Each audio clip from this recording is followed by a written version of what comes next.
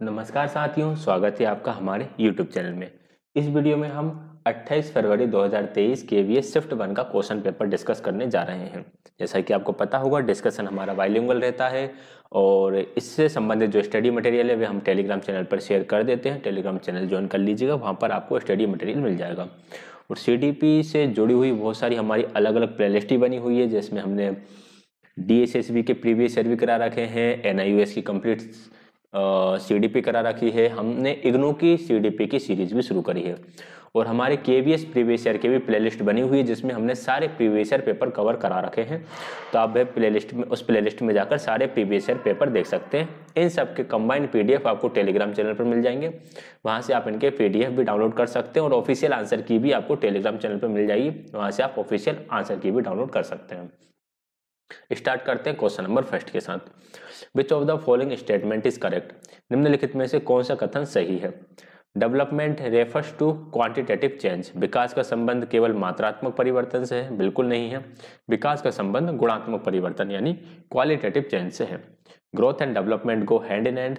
वृद्धि और विकास दोनों साथ साथ चलते हैं, ये आगे पीछे होते रहते हैं, तो साथ साथ नहीं चलते हैं। डेवलपमेंट पीछे रह जाता है, वृद्धि आगे चलती है, क्योंकि जब तक पैरों का विकास नहीं होगा तो बच्चा चलना और पैरों का प्रयोग करना नहीं सीखेगा। तो पहले ग्रोथ होगी, फिर डेवलपमेंट होगा। Growth refers to qualitative change. वृद्धि का तात्पर्य गुणात्मक परिवर्तन से है? बिल्कुल नहीं है। वृद्धि का तात्पर्य आपके मात्रात्मक परिवर्तन से है। Development is a life long process. बिल्कुल सही है। विकास एक जीवन पर्यंत प्रक्रिया है।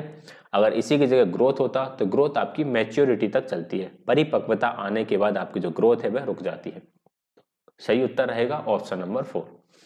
आगे बढ़ेंगे नेक्स्ट क्वेश्चन की तरफ। क्वेश्चन नंबर 42 है, approximate age of infancy age stage is.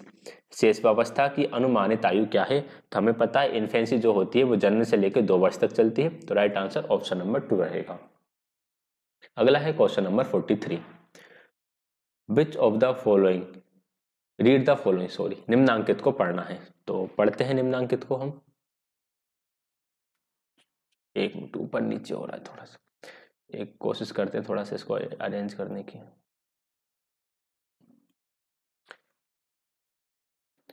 चलो पढ़ लेते हैं, पहले इंग्लिश में पढ़ लेते हैं फिर हिंदी में पढ़ लेंगे। पहला लिखा है, child is learning physiological stability. बालक दैहिक स्थायित्व सीख रहा है। Child is learning to pay attention towards things persons and events. बालक चीजों, व्यक्तियों, घटनाओं की ओर ध्यान देना सीख रहा है। Child can imitate the action of others. बच्चा जो है दूसरों को, व्यक्तियों की नकल कर रहा है। तो ये तीनों चीजें किस प्रकार की होती हैं? इमिटेट करना, अटेंशन, चीजों के लिए अटेंशन करना, फिजियोलॉजिकली स्टेबिलिटी, ये सारी इन्फेंसी के अंदर आती हैं, यानी शेष अवस्था के अंदर आती हैं। बच्चा दूसरों को देख के नकल करता है, कोई भी चीज, जैसे उनके सामने आप बच्चों के सामने कोई भी नया चीज लेके बजाते हो तो वो उसकी तरफ बहुत ध्यान से देखने लगते हैं। अपने शरीर को स्थिर करना सीखते हैं कि मेरे, उनके जैसे छोटे बच्चों के हाथ पैर बहुत इधर उधर चलते रहते हैं, लेकिन जैसे जैसे वो बड़े होते जाएंगे उन हाथ पैरों को काम के लिए ही चलाना सीख जाएंगे। तो राइट आंसर रहेगा ऑप्शन नंबर फर्स्ट, ये सारे इन्फेंसी के गुण हैं। अगला है क्वेश्चन नंबर 44। क्वेश्चन नंबर 44 है, eight which stage development intellectual skills and concept necessary for civics competence develop among individuals. यानी कि व्यक्तिगत या नागरिकता के लिए बौद्धिक क्रियाएं जो है वो बहुत आवश्यक बन जाती हैं। ये किस अवस्था में होता है? तो ये एडोलेसेंस में होता है। राइट आंसर रहेगा इसका ऑप्शन नंबर 4। हिंदी में और पढ़ लेते हैं इसको। विकास की किस अवस्था में व्यक्तियों में नागरिक अभिक्षमता के लिए अपेक्षित व आवश्यक बुद्धि, कौशल और अवधारणा विकसित होती हैं? तो ये अवधारणाएं किशोर अवस्था में विकसित होती हैं। इसके बाद ही व्यक्ति इन अवधारणाओं के विकास के साथ एक अच्छा नागरिक बनता है। तो राइट आंसर ऑप्शन नंबर 4। अगला है question number 45, identify the correct statement. सही कथन पहचानिए। Accommodation refers to easy absorption. सामंजस्य का तात्पर्य सुगम अवशोषण से है। एकोमोडेशन कभी भी अवशोषण या एब्जॉर्प्शन से जुड़ा हुआ नहीं होता। एकोमोडेशन होता है चेंज से, या फिर हम कह सकते हैं परिवर्तन से। Assimilation refers to enlargement of thought process. आत्मसातीकरण का तात्पर्य चिंतन प्रक्रिया के प्रलेवन से है, बिल्कुल नहीं है। आत्मसातीकरण का तात्पर्य है यानी एसिमिलेशन का तात्पर्य है न्यू इन्फॉर्मेशन को ऐड करना। Accommodation and assimilation are the same, बिल्कुल सेम नहीं है, ये दोनों बिल्कुल अलग है। एसिमिलेशन न्यू इन्फॉर्मेशन को ऐड करना होता है, एकोमोडेशन अपने स्कीमा में जो पहले से इन्फॉर्मेशन मौजूद है उसको मैनिपुलेट करना, चेंज करना, ये होता है। Equilibrium refers to balancing process, साम्यता का तात्पर्य संतुलन स्थापित करने की प्रक्रिया से, बिल्कुल सही है। तो ऑप्शन नंबर 4 आपका राइट आंसर हो जाएगा। अगला है question number 46, eight which age group children have taken sense of right और रॉन्ग, सही और गलत का निर्णय बच्चे कब ले पाते हैं। तो अगर हम उसके कोलवर की थ्योरी को देखें तो कोलवर की थ्योरी में जो हमारा कन्वेंशनल स्टेज होती है जो कि हमारी लगभग 7 से 11 वर्ष की होती है, उस एज में बच्चे सही और गलत का निर्णय लेना सीख जाते हैं। तो और अगर हम पियाजे की ही थ्योरी की बात करें तो जो आपकी हेटेरोनोमस के बाद एनोमी वाली जो स्टेज आती है जो लगभग 7-8 साल के बाद ही आती है, तब बच्चे राइट और रॉन्ग समझना सीख जाते हैं। तो भाई 11 से 7-8 के बीच की जो एज रहेगी वो हमारे ऑप्शन नंबर 2 में दिख रही है, फ्रॉम 9 to 12 ईयर्स। तो राइट आंसर ऑप्शन नंबर 2 रहेगा।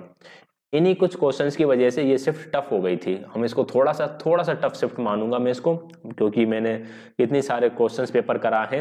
ये है, इसके बाद बस एक पेपर और बचा है शिफ्ट 2 का, हमारे केवी के सारे प्रीवियस ईयर 2022 वाले कंप्लीट हो जाएंगे। तो मुझे ये थोड़ी सी टफ लग रही है। एनालिसिस जब मैंने इसको करा तो मुझे लगा कि हाँ थोड़ा सा इसमें चीजों क्वेश्चंस को घुमाया है। सही या गलत भाव प्रबल होता है 9 से 11 वर्ष में। अगला है क्वेश्चन नंबर 47। कुछ इजी क्वेश्चंस भी हैं जो आप बिल्कुल पढ़कर, ज्यादातर क्वेश्चन अंडरस्टैंडिंग बेस्ड है इस शिफ्ट में। 47 है, in order to develop a strong sense of self respect and sentiment of self regard among children, what the teacher should not do.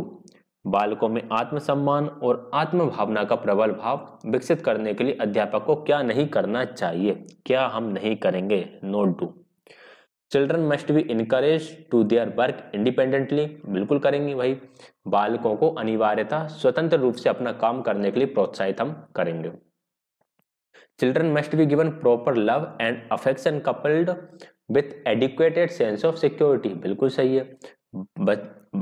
बालकों में पर्याप्त सुरक्षा का भाव विकसित करते हुए उन्हें प्रेम और स्नेह दिया जाना चाहिए, बिल्कुल दिया जाना चाहिए। Children's freedom in day to day work must be restricted, नहीं भाई कोई भी काम आप प्रतिबंधित नहीं करोगे, बालकों की स्वतंत्रता प्रतिबंधित कर देना चाहिए, नहीं करना चाहिए।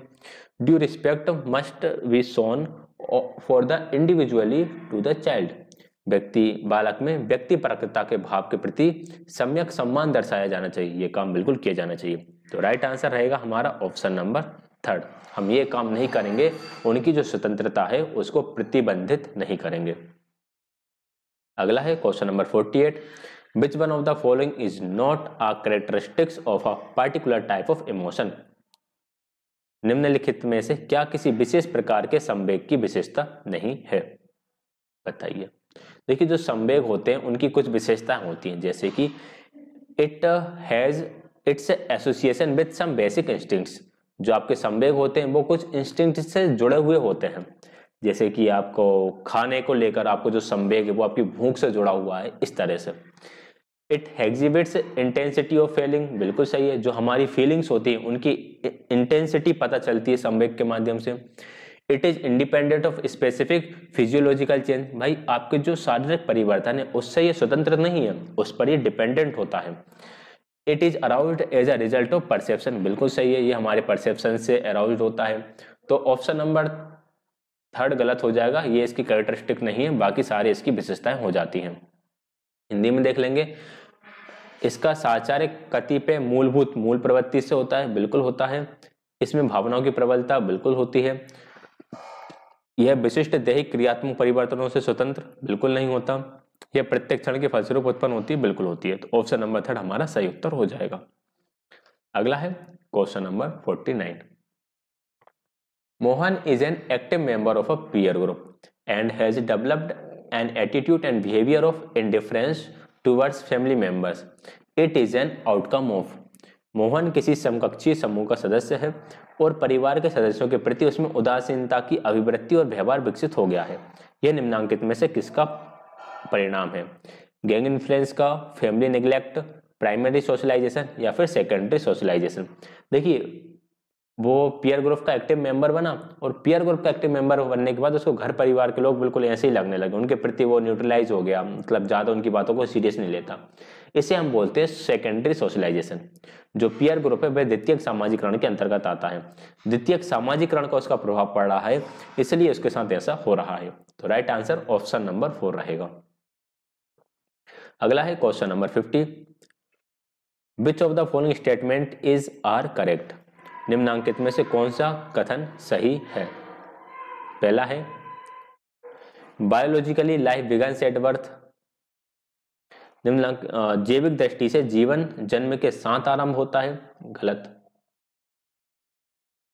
Legally life begins at conceptions, ये भी गलत है। विविधा यानी कानून की दृष्टि से जीवन का शुभारंभ गर्भाधान के समय होता है। Biologically life begins at conception, बिल्कुल ठीक है। Legally life begins at the birth, बिल्कुल ठीक है। हमारी जो लाइफ है बायोलॉजिकली ये मानी जाती है कि गर्भधारण से ही हमारी लाइफ शुरू हो जाती है और कानून के सामने जिस दिन हमारा जन्म होता है उस दिन से हमारी लाइफ प्रारंभ होती है। तो सी और डी सही है। राइट आंसर हमारा ऑप्शन नंबर 3 रहेगा। अगला है question number 51, which one is not true about creativity. सृजनशीलता के बारे में निम्नांकित में से क्या गलत है। नॉट ट्रू है यानी कि गलत है। Creative thinking can not be close thinking, बिल्कुल सही है भाई। सृजनात्मक चिंतन समृद्ध नहीं होता, ये विवृत होता है, ये आपकी ओपन थिंकिंग के अंतर्गत आएगा। क्रिएटिविटी इज नॉट यूनिवर्सल, गलत है भाई।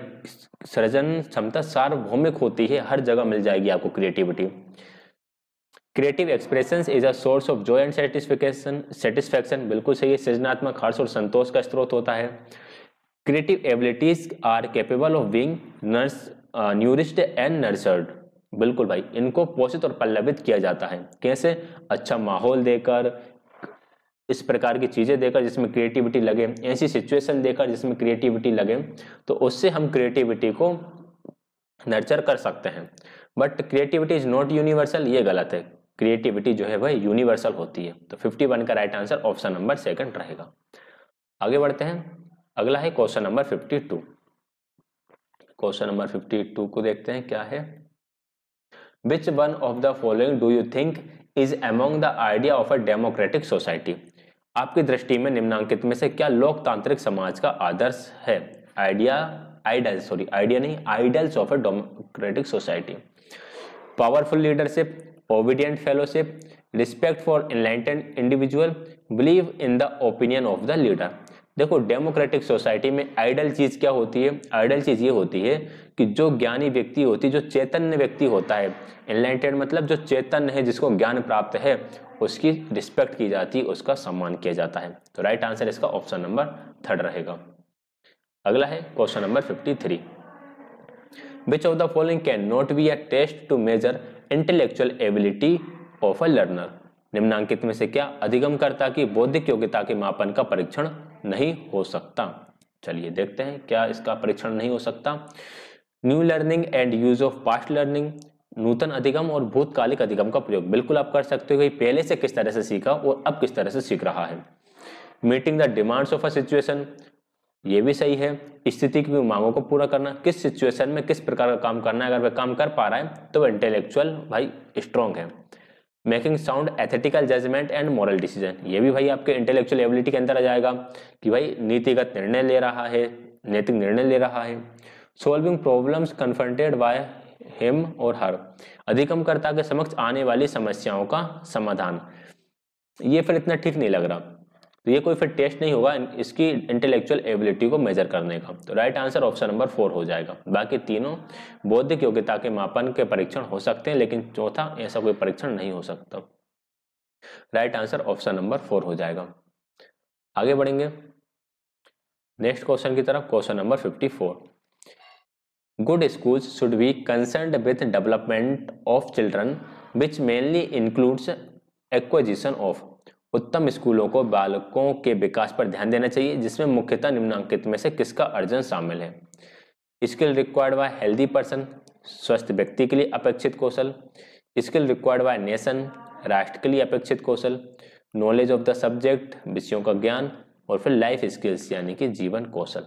तो क्या होगा इसका आंसर? इसका राइट आंसर है लाइफ स्किल्स यानी जीवन कौशल। ठीक है, जो आपके अच्छे स्कूल हैं उनको लाइफ स्किल्स पर ध्यान बिल्कुल देना चाहिए। तो राइट आंसर ऑप्शन नंबर 4 हो जाएगा। अगला है क्वेश्चन नंबर आपका 55। क्वेश्चन नंबर 55 है, Garima is a student who begins to imitate others and remembers events and move from reflexive actions to intentional activities. She is at which stage of cognitive development as per Piaget's stage of development. देखिए अगर imitation आ जाए तो आप सीधा सीधा sensory motor यहाँ पर टिक कर देना, क्योंकि बच्चे इमिटेट सेंसरी मैटर में करते हैं। रिफ्लेक्सिव एक्शंस का प्रयोग भी वे सेंसरी मोटर स्टेज में करना सीख जाते हैं। तो right answer option number first हो जाएगा, संवेदी प्रेरक अवस्था में है, जो कि 0 से 2 वर्ष तक होती है। अगला है question number 56। The life centred approach to curriculum development ignores the principle of. पाठ्यचर्या निर्माण में जीवन केंद्रित उपागम के सिद्धांत की अपेक्षा करता है। देखिए 4 पिलर है हमारे करिकुलम के, learning to know, learning to do, learning to live together और एक है आपका लर्निंग टू बी। ठीक है, तो कौन सा नहीं है? Learning to solve problem. ये 4 पिलर्स में से एक नहीं है। 4 पिलर से एक क्वेश्चन बनकर आया है और 4 पिलर के बारे में NIOS में दिया हुआ है। ठीक, NIOS इग्नू से क्वेश्चन बनकर KVS में आए हुए हैं। मैंने दोनों ही सीरीज कर रहा हूं मैं, मतलब NIOS मैंने कंप्लीट करा रखी है, इग्नू मेरी चल रही है, तो मैंने इनके कंटेंट को पढ़ा है।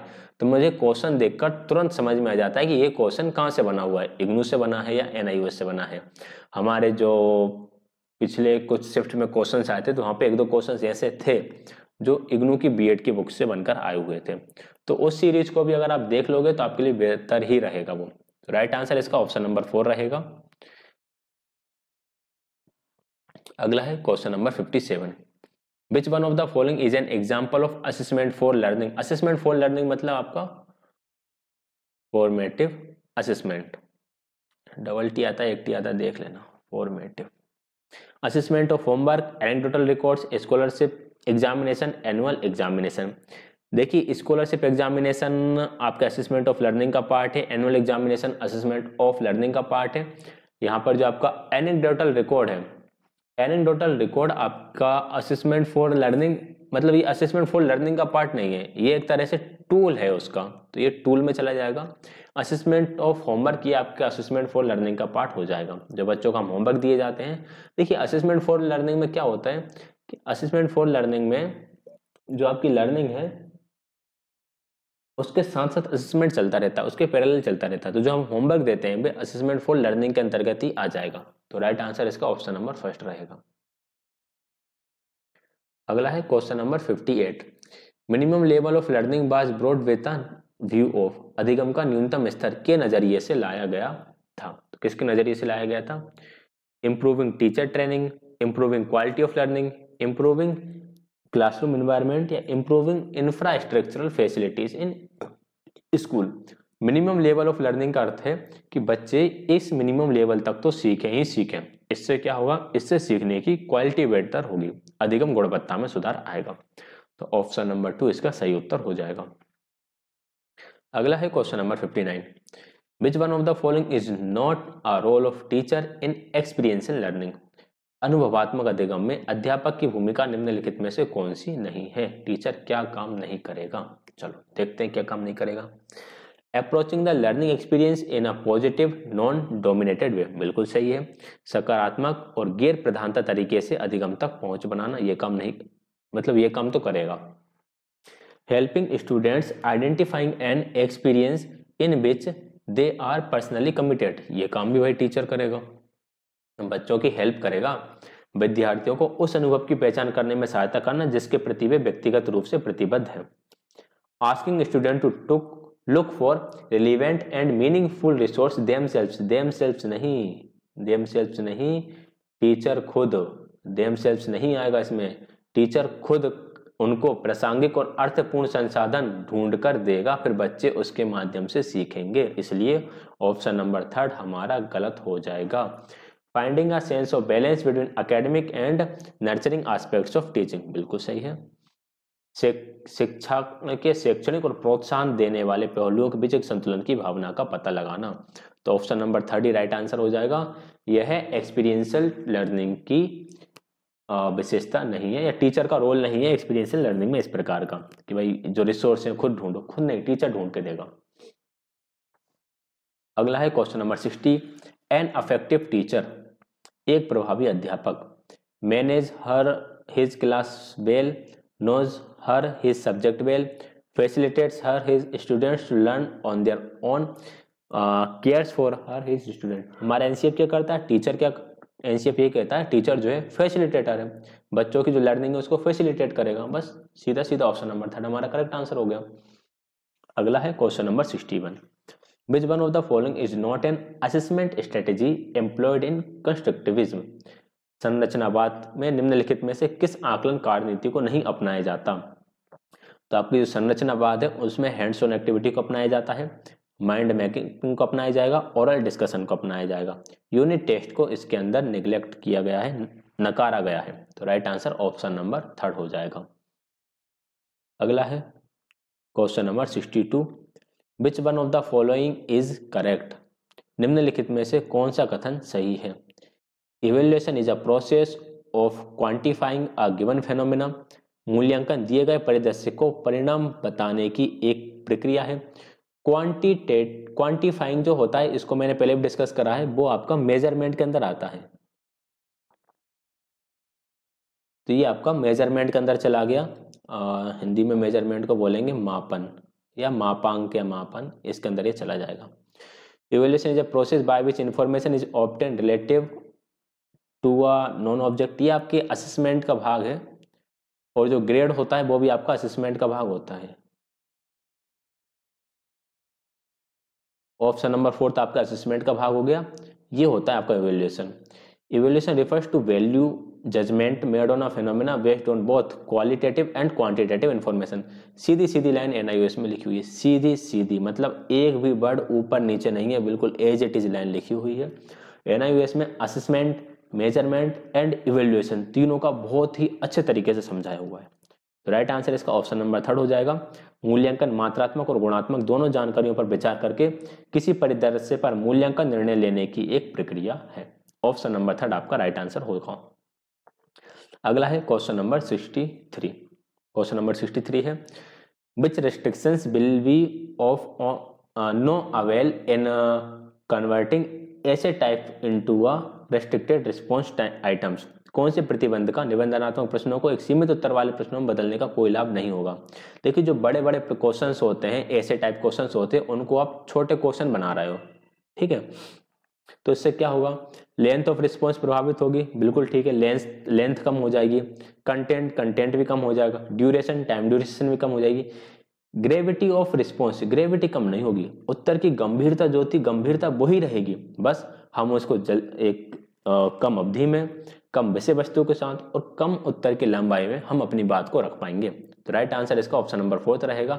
यह इसका लाभ नहीं है, उत्तर की गंभीरता तो जैसी थी वह वैसी ही रहेगी। क्वेश्चन नंबर 64 है, which one of the following is an essential thing to be borne in mind while forming group of students। छात्रों का एक समूह बनाते समय निम्नलिखित में से किस अनिवार्य बात का ध्यान रखना चाहिए। Possibility of immediate evolution, possibility of systematic approach, possibility of free interactions, possibility of equal participation.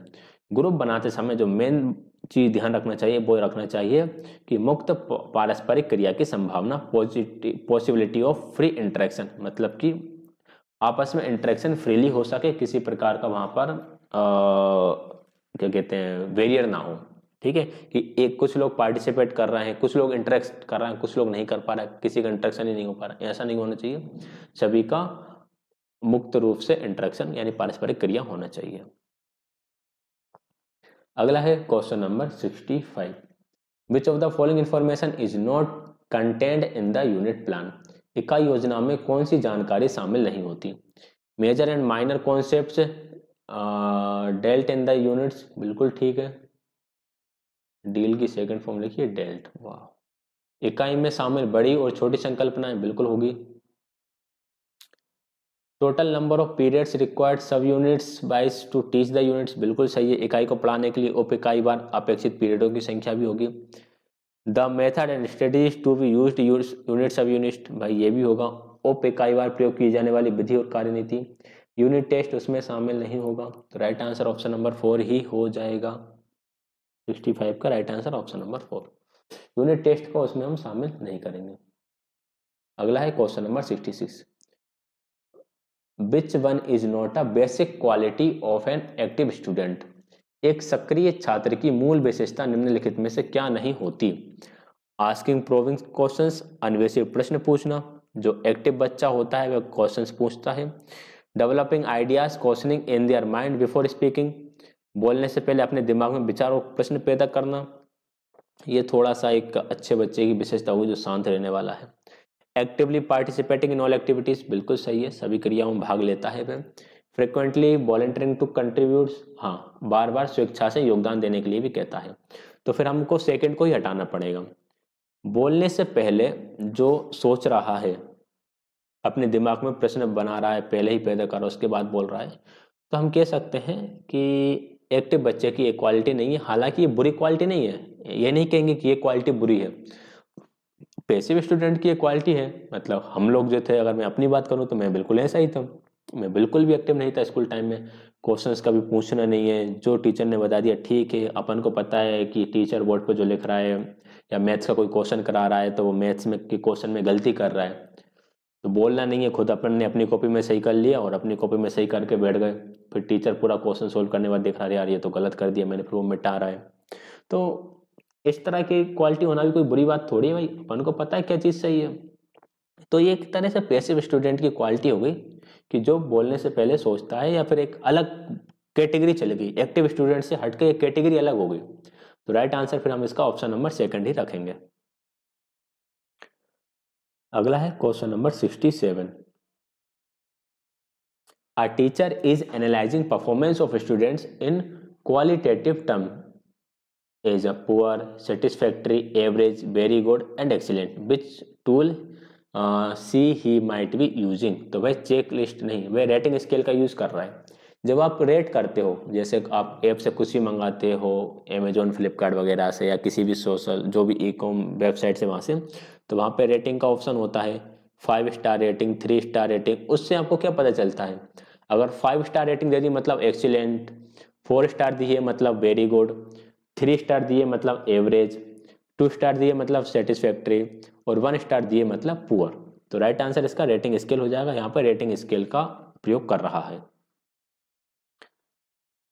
अगला है question number 68। About monograde teaching situation which of the following statement is true. एकल कक्षीय शिक्षण स्थिति के बारे में निम्नलिखित में से कौन सा कथन सही है। There is high cooperation among children, विद्यार्थियों में अधिक सहयोग होता है। The situation is mostly informal, स्थिति अधिकांशतः अनौपचारिक होती है। टीचर डोमिनेंट इज लीस्ट, अध्यापक का प्रतिनिधित्व कम होता है। Variety of experience of children is limited with in their group, विद्यार्थियों के अनुभवों की विविधता उनके समूह के भीतर सीमित होती है। यही होता है, मोनोग्रेड में अलग अलग तरह के अनुभव नहीं मिल पाते भाई। मोनोग्रेड में एक ही क्लास के बच्चे एक साथ पढ़ रहे हैं, तो उसी प्रकार का अनुभव बच्चों तक पहुंच पाते हैं। तो वेराइटी ऑफ एक्सपीरियंस जो है बच्चों के अंदर वह कम हो जाती है, लिमिटेड हो जाती है। अगला है question number 69। Which of the following statement is not true, निम्नलिखित में से कौन सा कथन सही नहीं है। Self assessment helps students to reflect on their own learning, बिल्कुल सही है। स्वयं आकलन छात्रों को उनके स्वयं के अधिगम पर प्रकाश डालने में सहायता करता है, ठीक है। Self assessment helps student develop skills in metacognition, metacognition भी बढ़ता है, शेष संज्ञान, मेटाकॉग्निशन तो होता ही है ना, खुद के ज्ञान के बारे में ज्ञान। Self assessment help student to consolidate their learning through interaction, स्वयं आकलन छात्रों की पारस्परिक क्रिया के माध्यम से अपने अधिगम को सुदृढ़ बनाना। भाई पारस्परिक क्रिया इसके अंदर नहीं होती है, इंटरेक्शन इसमें रोल प्ले नहीं करता। Self assessment help student become independent, ये बिल्कुल ठीक है। स्वयं आकलन छात्रों को आत्मनिर्भर बनाने में सहायता करता है। तो ए फर्स्ट सही है, सेकंड सही है, फोर्थ सही है, थर्ड सही नहीं है, तो राइट आंसर इसका ऑप्शन नंबर थर्ड हो जाएगा। आगे बढ़ते हैं क्वेश्चन नंबर 70 की तरफ। क्वेश्चन नंबर 70 है, if you find a student wearing some old dress in your class you will. यदि कोई विद्यार्थी आपकी कक्षा में अनोखी पोशाक पहनकर आता है तो आप क्या करेंगे? नोट पे एनी अटेंशन, उस पर ध्यान नहीं देंगे। मेक अ जोक ऑन हरम और हिम हर, उसका मजाक उड़ाएंगे। Counsel her him to wear school uniform instead of such dress, आप उसे ऐसी पोशाक के स्थान पर स्कूल की यूनिफॉर्म पहनकर आने की सलाह देंगे। बिल्कुल करेंगे हम ये काम। Ask the student not to attend the class, विद्यार्थी से कक्षा में ना आने को कहेंगे। तो हम क्या कहेंगे? हम उससे कहेंगे कि भाई ऐसी ड्रेस पहनकर मत आया करो यार, स्कूल है अपना, थोड़ा स्कूल की ड्रेस पहनकर आया करो, ऐसा ही बोलेंगे। तो ऑप्शन नंबर 3 हमारा सही उत्तर रहेगा। अगला है question number 71, normally inclusive education refers to, सामान्यतः समावेशी शिक्षा का क्या अर्थ है? गर्ल्स एजुकेशन, एडल्ट एजुकेशन, दिव्यांगजन या माइनॉरिटी? तो इंक्लूसिव एजुकेशन का अर्थ है जो दिव्यांगजन विद्यार्थी उन्हें हमारी मुख्य धारा की जो कक्षाएं हैं उनके साथ जोड़ना। तो ऑप्शन नंबर 3 सही उत्तर रहेगा। अगला है question number 72, what is mental health? मानसिक स्वास्थ्य क्या है? फिजिकल वेलबींग, शारीरिक रूप से स्वस्थ होना, cognitive, behavioural and emotional wellbeing? बिल्कुल सही भाई, मानसिक स्वास्थ्य के अंदर हमारा संज्ञानात्मक, व्यवहारगत और संवेगात्मक स्वास्थ्य होना आ जाता है। तो ऑप्शन नंबर 2 इसका सही उत्तर रहेगा। अगला है question number 73, which one of the following is related to mental illness? निम्नलिखित में से क्या मानसिक रोग से संबंधित है? Radiotherapy, chemotherapy, behavioural therapy, cognitive and behavioural therapy? तो जो हमारी मानसिक बीमारी है उससे संबंधित रहेगा हमारा संज्ञानात्मक और व्यवहारगत थेरेपी। तो ऑप्शन नंबर 4 हमारा सही आंसर रहेगा। आगे बढ़ते हैं क्वेश्चन नंबर 74 की तरफ। What is the advantage of community centres in the with regard to learning? अधिगम के संबंध में सामुदायिक केंद्रों का क्या लाभ है? सोशलाइजेशन, एक्साइटमेंट, बिहेवियरल चेंज या फिर नेचुरल लर्निंग? देखिए, कम्युनिटी सेंटर्स जो होते हैं, कम्युनिटी सेंटर्स में होता क्या है? कम्युनिटी सेंटर्स में बच्चों का सामाजिकरण होता है। तो राइट आंसर हमारा ऑप्शन नंबर 1 रहेगा, सोशलाइजेशन वहां पर होगा। आगे बढ़ते हैं क्वेश्चन नंबर 75 की तरफ। The mental disorder dyscalculia is characterised by, dyscalculia किस बीमारी की विशेषता है? Unable to read any book, unable to learn the simple concepts, unable to recognise the numbers, unable to see the blackboard. Dyscalculia आपकी math से जुड़ी हुई बीमारी है, तो इसमें बच्चों को संख्याओं को पहचानने में असमर्थ रहता है। अगला है क्वेश्चन नंबर 76। क्वेश्चन नंबर 76 है, what is microcephaly? Microcephaly small size head, और एक वो थी आपकी मेगासेफेली, तो लार्ज साइज ऑफ हेड, और एक होता है शायद हाइड्रोफोबिया, हाइड्रोसेफेली होता है शायद, जिसमें आपका जो फ्लूइड है वो आपके सिर के अंदर भर जाता है। तो इसका राइट आंसर ऑप्शन नंबर 2 रहेगा। अगला है question number 77, which one of the following programme is launched by ministry of education government of India to address mental health issues of children? Previous shifts में भी हमने इस क्वेश्चन को discuss करा है। इस जो आपका शिक्षा मंत्रालय है, भारत सरकार द्वारा मानसिक स्वास्थ्य संबंधी मुद्दों के लिए मनोदर्पण नाम से एक कार्यक्रम शुरू किया गया है। अगला है question number 78, what should be the quality of professional health counsellor in school? विद्यालयों में पेशेवर स्वास्थ्य परामर्शदाता में क्या गुण होना चाहिए? तो पेशेवर स्वास्थ्य परामर्शदाता के अंदर एम्पैथी के गुण होना चाहिए, परानुभूति। परानुभूति क्या होता है इसे हमने पहले भी डिस्कस करा, एक बार और हम डिस्कस कर लेते हैं। परानुभूति मतलब कि सामने वाला क्या फील कर रहा है उसका आप शोक प्रकट करो, वो अलग बात है, आप उसको फील कर पा रहे हो बिल्कुल उसी तरह जिस तरह से वो फील कर रहे हैं। अगर किसी का कुत्ता मर गया, कुत्ता मरने पर उसे किस प्रकार का दुख हो रहा होगा, आप यदि एज इट इज वे दुख फील कर पा रहे हो तो उसे हम एम्पैथी कहते हैं। सिंपैथी यानी दुख प्रकट करना, यार ठीक है यार, बुरा लगा मुझे तुम्हारा कुत्ता मर गया है। बाकी एम्पैथी बिल्कुल वैसा का वैसा ही फील करना। The disorder autism is a kind of, स्वलीनता नामक विकार किस प्रकार का है? फिजिकल है, इंटेलेक्चुअल है, विजुअल है या सेंसरी है? तो ये आपका इंटेलेक्चुअल डिसेबिलिटी है, बौद्धिक अशक्तता है। 79 का ऑप्शन नंबर 2 आपका सही उत्तर रहेगा। अगला है question number 80, what is the advantage of educational counselling and guidance in school? विद्यालयों में शैक्षिक परामर्श और मार्गदर्शन का क्या लाभ है? सो डायरेक्शन टू प्रोफेशन, व्यवसाय को दिशा दिखाता है। लीड्स टू एकेडमिक एक्सीलेंस, शैक्षणिक उत्कृष्टता की ओर ले जाता है। It will boost confidence to take healthy decision, ये अच्छे निर्णय लेने के लिए विश्वास में वृद्धि करता है। हेल्प्स इन गेटिंग जॉब्स, रोजगार पाने में सहायता करता है। बताइए भाई, स्कूल में जो एजुकेशन एंड गाइडेंस है वो क्या करती है? वो आपके कॉन्फिडेंस को बूस्ट करती है और आपको एक अच्छे डिसीजन लेने के लिए तैयार करती है। तो ऑप्शन नंबर 3 इसका सही उत्तर रहेगा। अगला है क्वेश्चन नंबर 81। क्वेश्चन नंबर 81 क्या कह रहा है? विच of the following teacher is a good leader, निम्नलिखित में से कौन एक अच्छा नेतृत्वशील है? कौन सा शिक्षक अच्छा नेतृत्वशील रहेगा?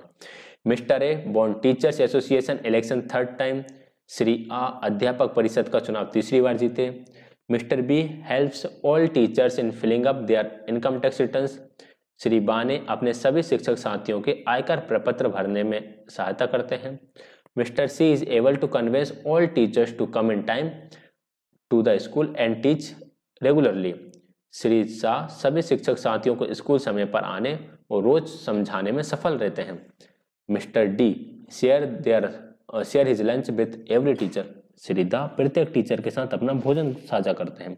तो सबसे अच्छा लीडर कौन रहेगा? लीडर वो रहेगा जो अपने आसपास के लोगों को या अपने ग्रुप के लोगों को कन्विंस कर सके। तो यह कन्विंस कर पा रहे हैं टीचर को कि समय पर आओ और रोज अच्छे से पढ़ाओ। तो ऑप्शन नंबर सी यानी ऑप्शन नंबर 3 सही उत्तर रहेगा।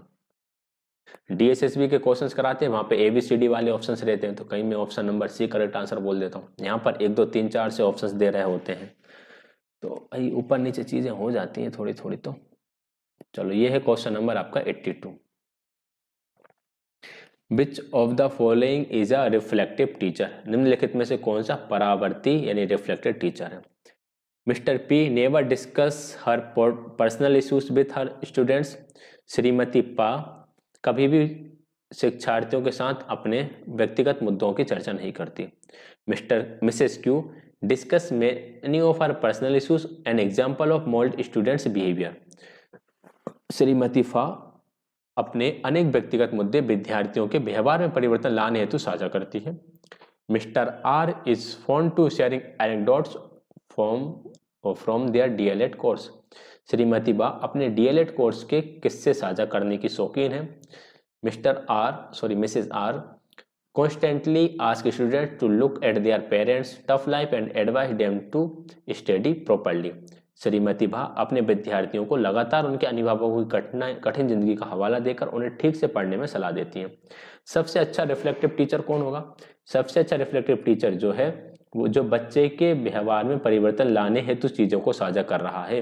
तो ऑप्शन नंबर 2 सही उत्तर इसका रहेगा। ये आपका बेस्ट रिफ्लेक्टिव टीचर रहेगा। Question number 83, which one of the following teacher is able to get temporary success in changing students behaviour, निम्न में से कौन सा शिक्षक अपने छात्रों के व्यवहार में अस्थायी परिवर्तन लाने में सफल रहते हैं? 1 who is very strict in his her class, एक वह जो अपनी कक्षा में अति सख्त रहता है। 1 who allow student to do whatever they like, एक वह जो विद्यार्थियों को जो मर्जी करने की अनुमति देता है। 1 who discuss the pros and cons of unwanted behaviour of students, एक वह जो विद्यार्थियों के अवांछित व्यवहार के अच्छे और बुरे पक्षों पर चर्चा करता है। 1 who is punctual and speak to the point in every class, वह जो समय पाबंद है और कक्षा में बस मतलब भर की बात करता है। देखो यहाँ पर बात चल रहा है temporary success in changing students behaviour. अगर हम वो बच्चे जो चाह रहे हैं वो कहने के लिए अनुमति दे दें तो इससे तुरंत परिवर्तन नहीं आएगा, इससे धीरे धीरे धीरे धीरे एक परमानेंट चेंजेस आएगा और ये अच्छा भी है। 1 who discuss the pros and cons of unwanted behaviour of students, इससे भी धीरे धीरे देखो डिस्कस करोगे तो बच्चे धीरे धीरे सीखेंगे, तो धीरे धीरे टाइम के साथ एक चेंज आएगा।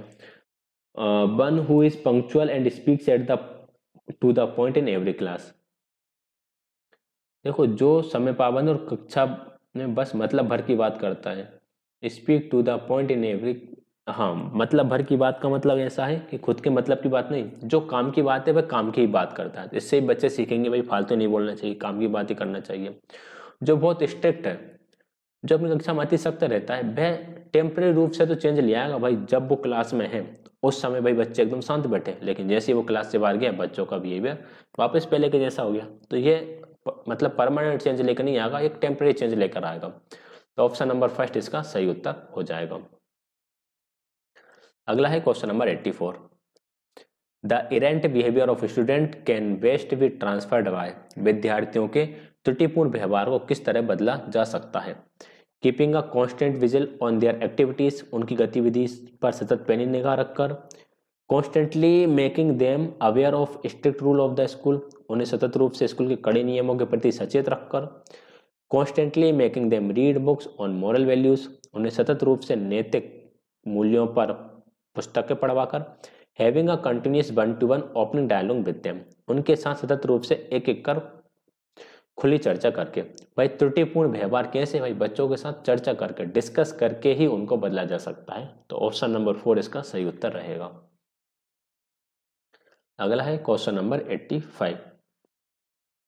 4 primary school teachers have set their goals as follows, who would you appreciate the most. 4 प्राथमिक स्कूल के अध्यापकों ने अपने लक्ष्य नीचे निर्धारित किए हैं, आप किसे सर्वाधिक पसंद करेंगे। Mister Murali ensure 100% attendance in class before starting teaching, Shri Murali पढ़ाने से पहले 100% उपस्थिति सुनिश्चित करते हैं, ठीक है। Mr Murugan before starting teaching ensure that all students are sitting comfortably, Shri Murugan पढ़ाने से पहले सुनिश्चित करते हैं कि सभी विद्यार्थी भली भांति आराम से बैठे हैं। मिस्टर दुआ ensure that all students come in proper school uniform in her class, Shrimati दुआ सुनिश्चित करती हैं कि सभी विद्यार्थी उनकी कक्षा में स्कूल के ठीक पोशाक पहनकर आए हैं। Mister Mohanty ensure that all her students have come with their text books, Shrimati Mohanty सुनिश्चित करती हैं सभी विद्यार्थी पाठ्य पुस्तक साथ लाए हैं। पहला कह रहा है कि भाई 100% अटेंडेंस है कि नहीं, दूसरा कह रहा है कि अच्छे से बैठे हैं कि नहीं, तीसरा कह रहा है कि भाई यूनिफॉर्म में आए हैं कि नहीं, और चौथा कह रहा है बुक लाए हैं कि नहीं। तो भाई कौन सा टीचर सबसे अच्छा रहेगा प्राइमरी के लिए, वह टीचर सही रहेगा जो पहले बच्चों के बारे में सोचे भाई बच्चे सही तरीके से बैठे हैं या फिर नहीं बैठे। तो ऑप्शन नंबर 2 इसका सही उत्तर हो जाएगा। अगला है question number 86। Who should be counselled the most of developing a school plan, एक स्कूल की योजना विकसित करने है तो किसकी सलाह लेनी चाहिए। स्कूल की योजना विकसित करने के लिए या विकसित स्कूल में कोई भी प्लान डेवलप करने के लिए स्कूल मैनेजमेंट कमेटी की सलाह लेनी चाहिए। तो ऑप्शन नंबर 2 इसका सही उत्तर हो जाएगा। अगला है क्वेश्चन नंबर 87 है why Mrs Banerjee the primary school teacher failed in implementing school annual calendar, Shrimati Banerjee school के वार्षिक कैलेंडर को लागू करने में क्यों असफल रही।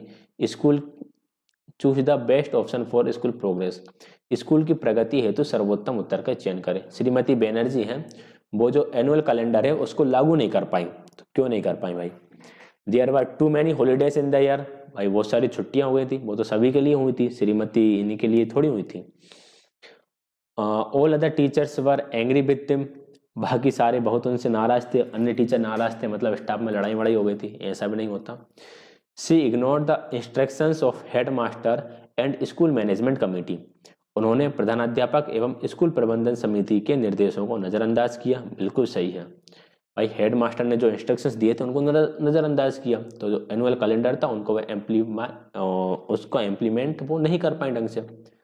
She lost her grand mother this year, ये तो खैर वैसे ऑप्शन ऐड कर दिया, तो राइट आंसर इसका ऑप्शन नंबर 3 रहेगा। उन्होंने प्रधानाध्यापक और स्कूल प्रबंधन समिति के निर्देशों को नजरअंदाज करा, इसलिए वे वार्षिक कैलेंडर को लागू नहीं कर पाई। अगला है question number 88। Which forum will you look for strengthening teaching learning process in your school, अपने स्कूल के शिक्षण अधिगम प्रक्रिया को प्रबल बनाने हेतु आप किस मंच की सहायता लेंगे। फर्स्ट है monthly in service training workshop, मासिक सेवाकालीन प्रशिक्षण कार्यशालाएं, टीचिंग स्टाफ एसोसिएशन शिक्षक परिषद, near by teaching education college निकट का शिक्षक शिक्षा महाविद्यालय, पेरेंट्स टीचर एसोसिएशन, अभिभावक शिक्षा समिति। देखो, टीचिंग लर्निंग प्रोसेस को बेटर करना है आपको स्कूल में, इसके लिए आपके पास जो टीचर है वे अच्छे ट्रेन टीचर होने चाहिए। तो आप क्या कर सकते हैं, monthly in service training workshop, मासिक सेवाकालीन प्रशिक्षण कार्यशालाएं आयोजित कर सकते हैं ताकि टीचिंग लर्निंग प्रोसेस बेटर हो सके। अगला है question number 89। The book Divaswapna, Divaswapna नाम की एक बुक है, is to be read by all students in the of the school, which mode you think will be the best. Divaswapna पुस्तक स्कूल के सभी छात्रों द्वारा पढ़ी जानी है, तो आपके द्वारा कौन सा सर्वोत्तम तरीका होगा ताकि सब बच्चे पढ़ लें। Each class teacher ask one of the student to read it to all, प्रत्येक कक्षा का अध्यापक किसी एक छात्र को सबके लिए पढ़ने के लिए कहेगा। एक छात्र सबके लिए पढ़ेगा तो इससे सारे बच्चे तो नहीं पढ़ पाएंगे। Each student is given one copy and ask to read it one week, भाई एक वीक में पढ़ने के लिए सबको एक एक प्रति दे दी जाए और उसे एक सप्ताह में पढ़ने के लिए कहा जाए, यह भी संभव नहीं है। Each student is asked to go to the library in free period and read it, हर बच्चे से कहेंगे कि पुस्तकालय में जाओ, खाली समय में जाके पढ़ो, ये भी कोई बेटर तरीका नहीं है। Read the book allowed in the morning assembly, बिल्कुल सही है, 5 पेज ईच डे, पुस्तक के 5 पृष्ठ प्रातःकालीन सभा में पढ़ें। इससे क्या होगा कि हैबिट बन जाएगी, भाई डेली 5-5 पेज करके उसको धीरे धीरे पूरा किताब को पढ़ लेंगे। और असेंबली में सारे के सारे ही बच्चे होते हैं तो सारे के सारे उसको सुन भी लेंगे, ठीक है, या पढ़ लेंगे। तो ये ऑप्शन बेस्ट है कि जो आपकी प्रेयर असेंबली होती है उसमें 5 पेज प्रतिदिन पढ़े जाएं। Question number 90।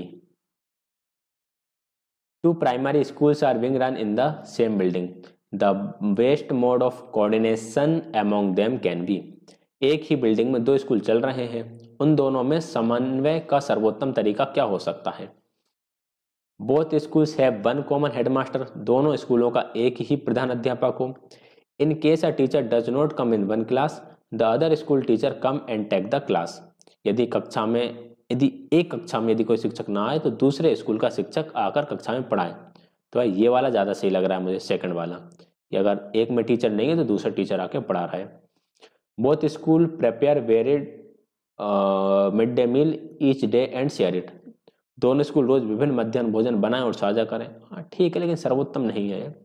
Both school share their teaching learning materials, दोनों स्कूल अपनी अधिगम सामग्री को साझा करें, ये भी ठीक है, लेकिन सबसे अच्छा कोऑर्डिनेशन का तरीका क्या है, अगर एक स्कूल में कोई टीचर नहीं आता है तो दूसरा जाके उसकी क्लासेस को संभाल ले, ये बेस्ट है।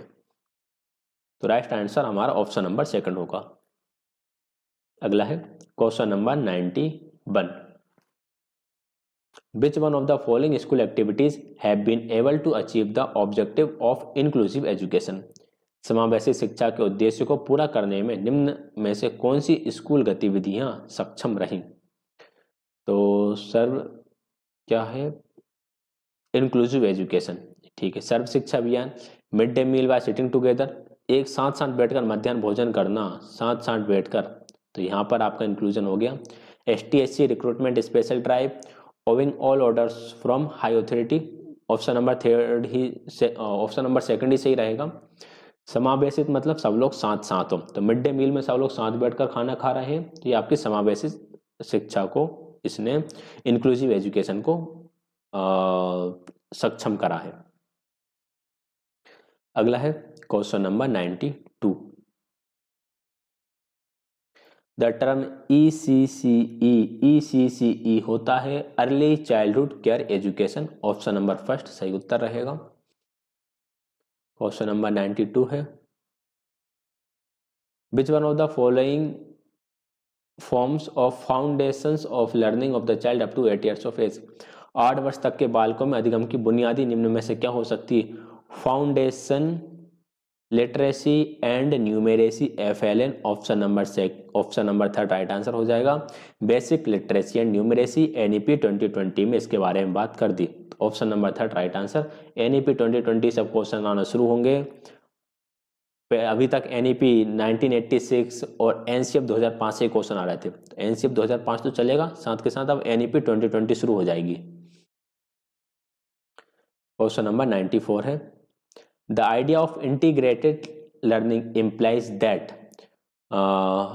एकीकृत अधिगम के विचार से क्या तात्पर्य है? Subject based teacher not to teach in primary classes, प्राथमिक कक्षाओं में अतिरिक्त विषय आधारित शिक्षक ना पढ़ाएं। The topic on water we taught from the all angle, language, science, social science and mathematics and maths. जल जैसे शीर्षक पर सभी कोणों से पढ़ाया जाए, भाषा, विज्ञान, सामाजिक विज्ञान और गणित। फिजिक्स एंड केमिस्ट्री, भाई फिजिक्स एंड केमिस्ट्री कहाँ आ गई छोटी क्लासों में। Recruitment of teachers with specialization should be avoided. इसका मेन कारण क्या था? इंटीग्रेशन का मेन क्या है, मतलब क्यों है इंटीग्रेशन का जो विचार, इसका अर्थ ही यह है कि जैसे वोटर को पढ़ा रहे हैं तो वोटर को भाषा के आधार पर भी पढ़ाओ, जिसमें शब्द के पर्यायवाची कौन कौन से अक्षर इसमें यूज करे हैं, क्या क्या इसके अर्थ होते हैं वो। साइंस के आधार पर पानी कैसे बनता है और बारिश कैसे होती है। सोशल साइंस के आधार पर पानी को हम किस प्रकार से उपयोग करते हैं और पानी का पॉल्यूशन कैसे होता है। और इसमें आप थोड़ी मॉरल वैल्यूज भी सिखा सकते हो कि पानी को हमें व्यर्थ नहीं बहाना चाहिए, इसको बचा के रखना है। मैथ्स के टर्म में क्वांटिटी ऑफ वाटर, कि एक टंकी में कितने लीटर पानी आता है, एक बाल्टी में कितने लीटर पानी आता है, आप कितने लीटर पानी पीते हो, तो ये सारी चीजें। ऑप्शन नंबर सेकंड इसका सही उत्तर रहेगा। अगला है question number 95। One good guiding principle of ensuring child right can be. बालक अधिकार सुनिश्चित करने का एक निर्देशात्मक सिद्धांत क्या है? Treat child as a god, teacher as a worshipper and teaching learning material as a worshipping style. बिल्कुल सही है। बच्चों के अधिकार सुनिश्चित करने का निर्देशात्मक सिद्धांत यही है कि बच्चे को ईश्वर माने, अध्यापक को पुजारी और शिक्षण अधिगम सामग्री को पूजा की शैली मानो। तो ऑप्शन नंबर फर्स्ट इसका सही उत्तर रहेगा। अगला है question number 96। One best way to effectively teach children of lower social economic background can be। निम्न सामाजिक आर्थिक पृष्ठभूमि के बच्चों को प्रभावी ढंग से पढ़ाए जाने का सर्वोत्तम तरीका क्या हो सकता है? Appoint all teacher from low socio economic background only, ये तो ठीक नहीं है कि केवल निम्न सामाजिक आर्थिक पृष्ठभूमि से आने वाले ही शिक्षकों को नियुक्त करो। शिक्षक तो कहीं से भी आ सकता है।